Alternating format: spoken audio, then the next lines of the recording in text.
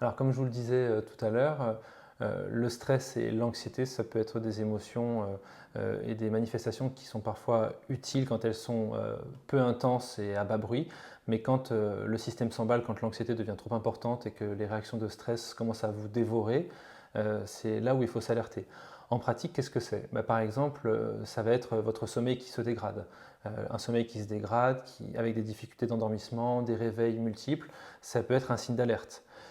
Vos relations sociales qui changent, c'est-à-dire vous devenez plus irritable, vous vous emportez plus facilement, vos amis, votre famille vous disent qu'ils ne vous reconnaissent pas, que vous n'êtes pas comme ça d'habitude, ça peut être un signal d'alarme qui peut faire dire que peut-être voilà, une anxiété s'emballe, une dépression arrive tout doucement de manière insidieuse.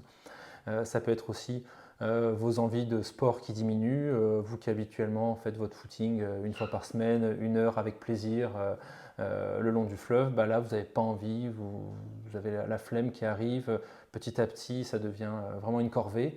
Ça peut être un autre signe d'alerte, c'est-à-dire toutes ces sources de plaisir finalement qui d'habitude vous font du bien et vous aident en plus à réduire votre stress, et bien finalement ça va devenir moins agréable, ça va devenir de la corvée. Et c'est ce qu'on appelle voilà, l'anédonie dans la santé mentale, c'est le fait d'avoir moins de plaisir à faire les choses.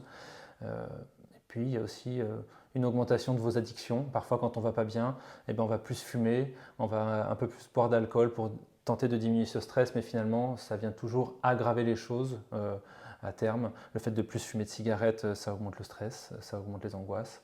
Le fait de boire de l'alcool en excès, même 1 ou 2 verres par jour, ça peut venir altérer votre sommeil. Donc voilà, faire attention à tous ces paramètres, faire aussi confiance dans la mesure du possible à votre entourage, parce que souvent votre famille, vos amis vous connaissent bien depuis plusieurs années, et quand ils vous disent que quelque chose commence à déconner, peut-être prêter l'oreille et se dire qu'ils n'ont peut-être pas forcément tort.